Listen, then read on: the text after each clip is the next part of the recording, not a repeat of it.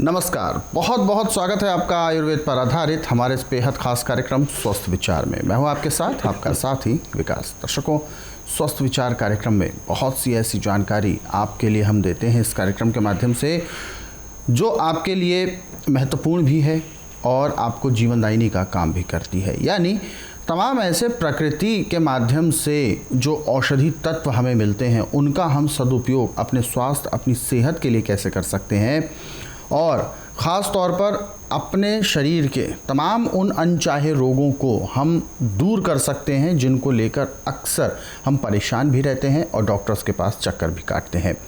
कहीं ना कहीं रोग जब शुरुआती दौर में होता है तो उसको हम स्वयं से कंट्रोल कर सकते हैं और उसको हम ठीक भी कर सकते हैं।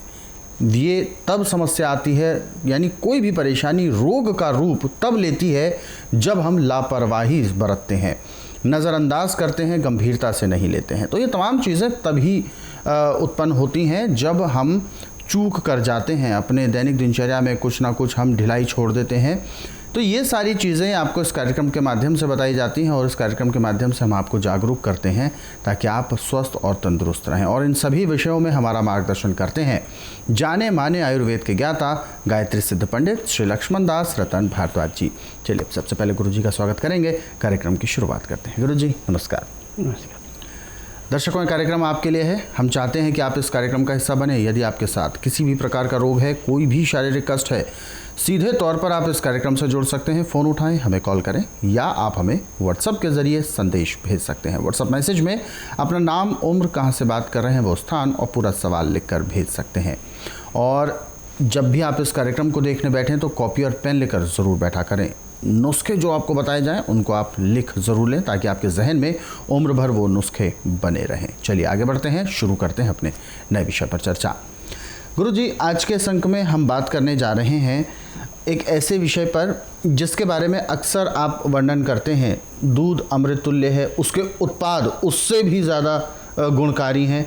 उन्हीं उत्पादों में एक उत्पाद उत्पन्न होता है मट्ठा, यानी छाछ, लस्सी जिसे कहते हैं। ये जो चीज़ होती है ये हालांकि हम स्वाद के तौर पर, हाजमे के तौर पर तो इसको इस्तेमाल करते हैं या शरीर को एक ठंडक देने के लिए हम इसको आज तक इस्तेमाल करते आए हैं। आपने इसको औषधि की संज्ञा दी है, तो मैं जानना चाहूँगा कि इसके क्या रूप हैं, कितने प्रकार हैं, कैसे ये औषधि के तौर पर हो सकती है, क्योंकि अभी तक तो हमने केवल इसको एक स्वाद के तौर पर देखा है। तो इस पूरे विषय की जानकारी हम आपसे लेना चाहेंगे। देखिए, दही से जब मट्ठा बनाया जाता है जी, तो दही में थोड़ा पानी मिलाया जाता है। बिल्कुल। और फिर उसको मथनी से मथा जाता है। मथ करके जब उससे मक्खन निकाल लिया जाता है, अब उसको मट्ठा बोलते हैं या लस्सी कहते हैं, छाछ कह दो, जो भी मन में आए कहते हैं। अब ये बच्चे, बूढ़े, जवान को हम किसी को भी ताजी दे सकते हैं, उससे लाभ ही लाभ और नुकसान नहीं है। गर्मी को शांत करने के लिए, पाचन शक्ति को बढ़ाने के लिए, आँखों की दृष्टि को तेज करने के लिए, बालों को झड़ने से रोकने के लिए, बालों को पकने से रोकने के लिए, जितना प्रभाव लस्सी का इतना और किसी चीज़ का नहीं है जी। अब किसी को पी लिया हो गया, भूख उसकी बंद होगी, कोई भी चीज़ खाए तो उल्टी कर देता है।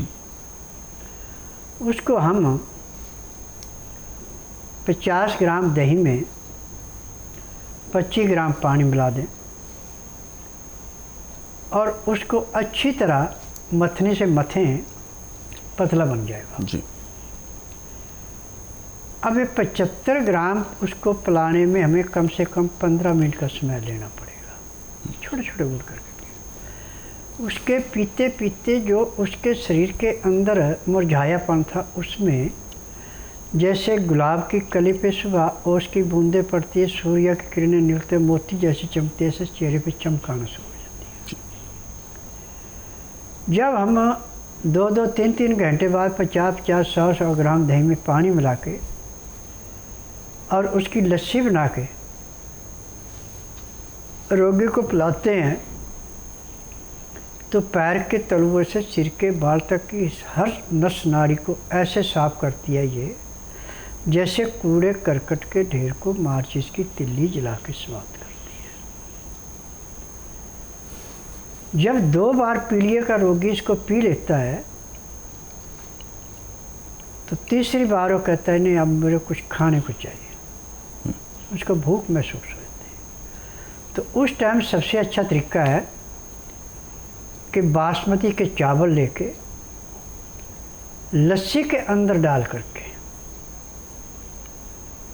और उसको पकाएं। अब जो चौलों की मांड थी वो भी लस्सी के अंदर चली गई जी। लस्सी तो पहले पतली थी, और जो आपके चावल अब बिल्कुल गला देने हैं, सूखे नहीं बनाने। अब उसको झोल कहते हैं। जब इसको रोगी पिएगा तो भूख तो उसकी मिटेगी, परंतु उसके खाने के 2 घंटे बाद उसको खुल के पेट साफ होगा और बड़ी बदबूदार लैट्रिन आएगी जी। और काले रंग की आएगी। जब हम इसको 2 या 3 दिन तक इस क्रिया को करते हैं, खिलाते हैं, तो जिसको डॉक्टर ने कहा था कि भाई ये लाइलाज है, इसका जो पीलिया है ये इतने % तक बढ़ गया, अब इसका उपचार नहीं है, तो इस उपचार के करने से उसको भी जीवन दान मिल जाता है। आज मुझे इस बात की खुशी है कि टीवी के माध्यम से जिन्होंने भी मेरे नुस्खे सुने हैं, समझियाँ लिख करके रखे हैं, और जब वो किसी रोगी पे अपना करके लाभ उठाते हैं तो फ़ोन करके एक बात कहते हैं कि स्वामी जी आपने फलानी डेट को फलाना नुस्खा बताया था फलाने रोग पे, हमने इसको अपनाया और जिसको डॉक्टर ने जवाब दे दिया वो रोगी ठीक हो गया जी। तो मैं उनसे एक निवेदन करता हूँ, देखिए अहंकार नहीं करना, अहंकार विनाश की जड़ होती है। आप किसी भी रोगी को इस नुस्खे को अपनाते उसको लाभ ही होगा, नुकसान नहीं होगा, क्योंकि मेरे स्वस्थ विचार में हमारे जो रसोई घर में खान पीन की चीज़ें मसाले हैं, इन्हीं से हम हर एक रोग का उपचार करते हैं, परंतु जब रोग स्टार्ट होता है और रोग बिगड़ने के बाद फिर जड़ी बूटियों का भी उपचार साथ करना पड़ता है,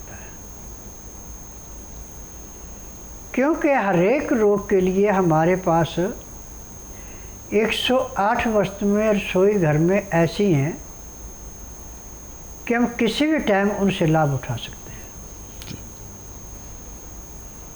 उदाहरण के तौर पे आपके सिर में भयंकर दर्द हो रहा है, आपने केमिस्ट से लेके गोली भी खा ली, इंजेक्शन भी लगवा दिया, सिर दर्द नहीं मिट रहा।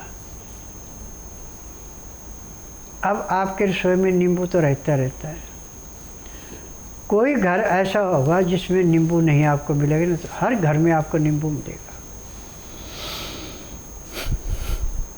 तो आप नींबू का रस निकाल करके कपड़े से छान के 4-4 बूंद नाक में डाल दें और रोगियों कहें लंबा सांस ले, लंबा छोड़, 2 सेकंड में दर्द गायब हो गया। परंतु नींबू मिले ना मिले, यदि आपके पास गाय का घी है तो 1 चम्मच घी, उसमें मामूली सा सिंधा नमक, और आपके पास केसर है तो ठीक है, नहीं तो हल्दी डाल दें चुटकी भर, उसको उबाली दे के ठंडा होने दें। ठंडा होने पे उसको कपड़े से छान लें, छान करके उसको दोनों नथनों में डाल दें और रोगियों कहें कि लंबा सांस ले, लंबा छोड़। जैसे वो लंबा सांस लेके छोड़ेगा, कहेगा सिर दर्द तो है नहीं जी। तो सारे गुण हमारे चूल्हे चौके में चीज़ें रखी हैं, रसोई घर में जो चीज़ें, उन्हीं से हमारा सारा उपचार होता आज हम खान पान भूल चुके हैं, रहन सहन भूल चुके हैं, पश्चिमी देशों की सभ्यता को अपना रहे हैं, अपनी जो हमारी पुरानी परंपरा उसको भूलते जा रहे हैं।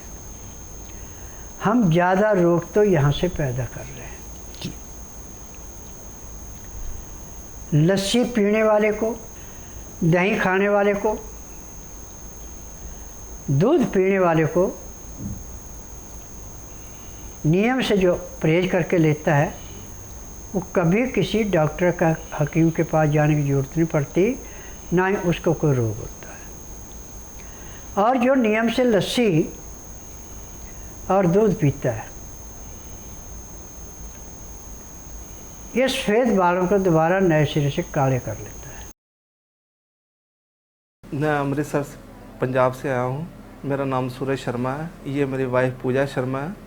मेरी टांग में जख्म हो गया था, जिसके कारण मुझे दर दर की ठोकरें खानी पड़ी। कभी हॉस्पिटल में, कभी कहीं हॉस्पिटल में मुझे डॉक्टरों ने बोला कि इसका कैंसर हो गया। कोई बोल रहा था कि इसकी टांग काटनी पड़ेगी, कभी कुछ बोल रहे थे। मैंने बहुत पैसा बर्बाद किया, लेकिन मुझे कहीं नहीं फ़र्क पड़ा। आखिर 2.5 साल तक मैं यूं ही तड़फता रहा। और 2.5 साल के बाद मुझे अचानक एक दिन मैंने पंडित जी का प्रोग्राम टीवी पे देखा और मुझे विश्वास हुआ थोड़ा सा। फिर भी मैं दूसरे दिन गाड़ी पकड़ी और पंडित जी के पास गया। और मुझे वहाँ उन लोगों ने, पंडित जी ने नब्ज देखी और देखकर मुझे दवाई दी, और जिससे मुझे 12 घंटे में फ़र्क पड़ गया।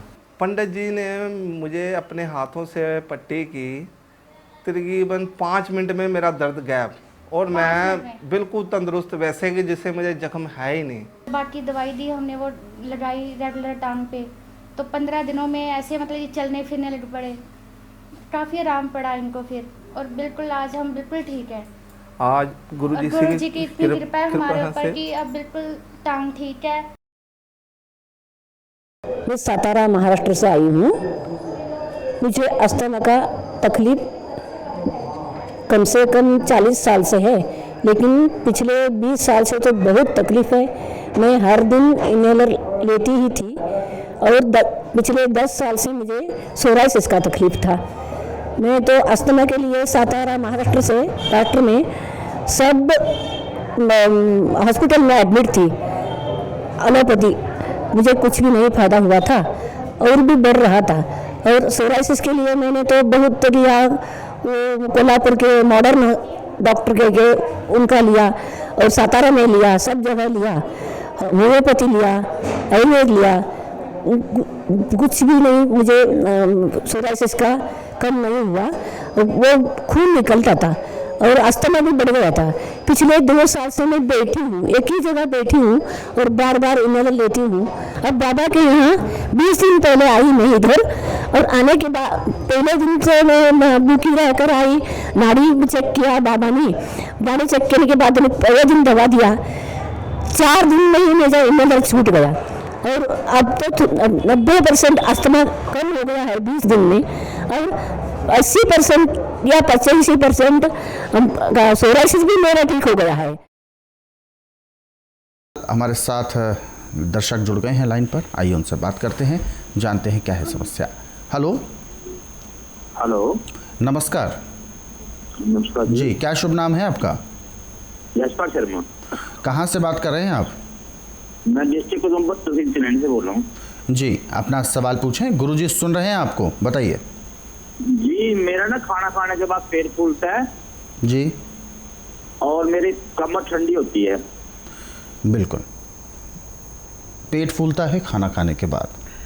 देखिए, जब आपकी पाचन शक्ति कमज़ोर पड़ गई, लीवर आपका पचाता नहीं है, पैंक्रियास इंसुलिन नहीं बनाती, पित्ते में तेजाब बढ़ता है, खाया पिया पेट में आके सड़ता है तो गैस बनती है। इसका उपचार टीबी के माध्यम से नहीं हो सकता, ना मैं टीबी के माध्यम से किसी का उपचार करता हूँ। आप ऐसा कीजिए, बुधवार छोड़कर गुरुवार से लेकर मंगलवार के बीच में मेरे आश्रम में आइए। जिस दिन आश्रम में आना उस दिन रात्रि 10 बजे तक खा पी के दातन कूड़ा करके बड़ी इलायची मुंह में रख के चूसते रहें। सुबह 9 से 10 के अंदर अपना नामकरण कराएं। 10 से 12 में नाड़ी परीक्षण करूँगा। नाड़ी परीक्षण में पैर के तलुए से सिर के बाल तक की MRI, CT scan, x-ray, ultrasound, ECG, sonography सब कुछ 5 सेकंड में हो जाएंगे। उसमें जो भी कमी आपके शरीर के अंदर पाई जाएगी दवाइयाँ दी जाएंगी। दवाइयाँ खाने की हैं, दवाइयाँ पीने की हैं, मालिश करने के तेल हैं, आँख में, नाक में, कान में डालने की दवाइयाँ हैं। यदि दवाइयाँ आप नियम से लेते हैं, परहेज करते हो, जिस दिन आश्रम में आएंगे उसी दिन आपको कम से कम 15 से 20% आराम मिल जाएगा और उसके बाद आपको खाना खाने के बाद पेट में गैस नहीं बनेगी। बिल्कुल। तो आपकी जो समस्या है, ये जो रोग है आपका, ये बिल्कुल दूर होगा, लेकिन इसके लिए आपको स्वस्थ विचार आश्रम आना है। अधिक जानकारी के लिए आप हेल्पलाइन नंबर पर कॉल कर सकते हैं। दर्शकों, आप भी इस कार्यक्रम से जुड़ सकते हैं और बिल्कुल देर ना करें, फ़ोन उठाएं, हमें कॉल करें या आप हमें व्हाट्सएप के ज़रिए संदेश भेज सकते हैं।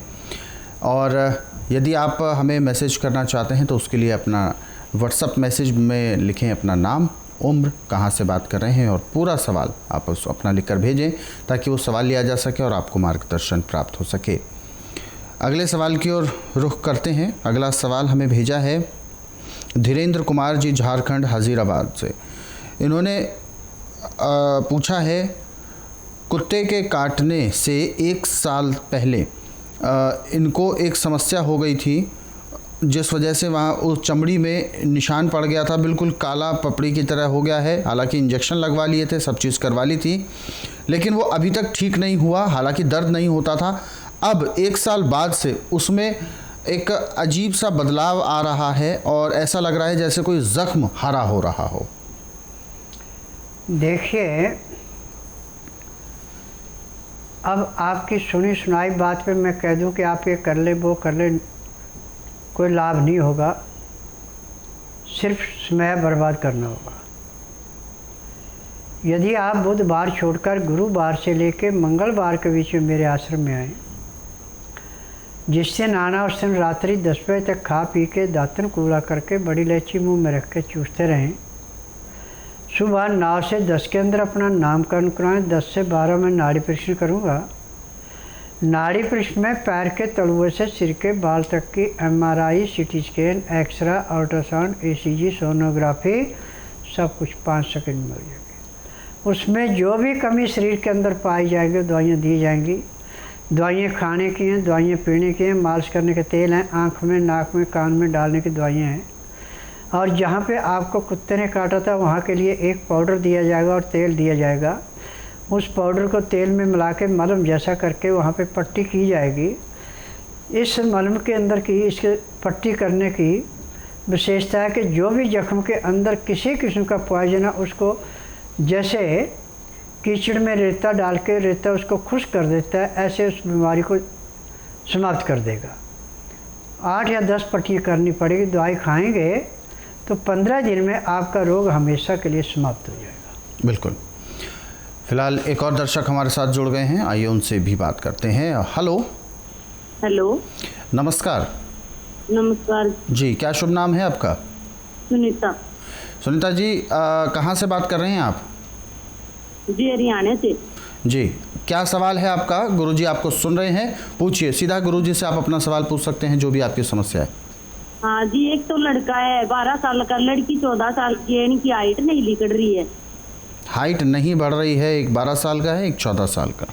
देखो बेटा, बुधवार छोड़कर गुरुवार से लेकर मंगलवार के बीच में इसको मेरे आश्रम में लाइए। इनको जिस दिन लाना उस दिन रात्रि 10 बजे तक खिला पिला के दातन कूड़ा करा के बड़ी इलायची मुँह में चूसने के लिए दे दें। सुबह 9 से 10 के अंदर इनका नामकरण करवाना। 10 से 12 में नाड़ी परीक्षण करूँगा। नाड़ी परीक्षण में पैर के तलुए से सिर के बाल तक की MRI, CT scan, x-ray, ultrasound, ECG, sonography सब कुछ 5 सेकंड में हो जाएगा। उसमें जो भी कमी शरीर के अंदर पाई जाएगी दवाइयाँ दी जाएंगी। दवाइयाँ खाने की हैं, दवाइयाँ पीने की हैं, मालिश करने के तेल हैं, आँख में, नाक में डालने की दवाइयाँ हैं। और कुछ दवाइयाँ ऐसी दी जाएंगी जिससे कि ये योग करेंगे और दवाई खाएंगे तो हर महीने 1.5 इंच लंबाई बढ़ती जाएगी। 20 साल में इनकी लंबाई जो है पूर्ण जितनी लंबाई हमें चाहिए उतनी हो जाएगी। और हमारे इन कार्यक्रमों में बताए गए तमाम नुस्खे और उपचारों को विशेष तौर पर आप देखना चाहते हैं, जो हमारे इन कार्यक्रमों को आप अपने सरल और सुविधाजनक समय पर देखना चाहते हैं तो आप बिल्कुल देख सकते हैं यूट्यूब चैनल के ज़रिए। हमारा यूट्यूब चैनल संस्कृति टीवी और यूट्यूब चैनल हमारा है स्वस्थ विचार सेहत की बात। इस यूट्यूब चैनल को आप सर्च करें, सब्सक्राइब करें और इन कार्यक्रमों को ज़रूरतमंदों तक शेयर ज़रूर करें। फिलहाल कार्यक्रम में वक्त इशारा कर रहा है विराम देने का। आप सभी हमारे साथ जुड़े, आपका बहुत बहुत धन्यवाद। गुरुजी, आप हमारे स्टूडियो में आए, कीमती मार्गदर्शन दिया, नमस्कार। दर्शकों, आज के इस विशेष कार्यक्रम में बस इतना ही। आप सभी लोग स्वस्थ रहें, निरोगी रहें, इन्हीं शुभकामनाओं के साथ हम आपसे लेंगे इजाज़त। अगले अंक में आपसे फिर होगी मुलाकात एक नए विषय के साथ। तब तक के लिए मुझे दीजिए आज्ञा। नमस्कार।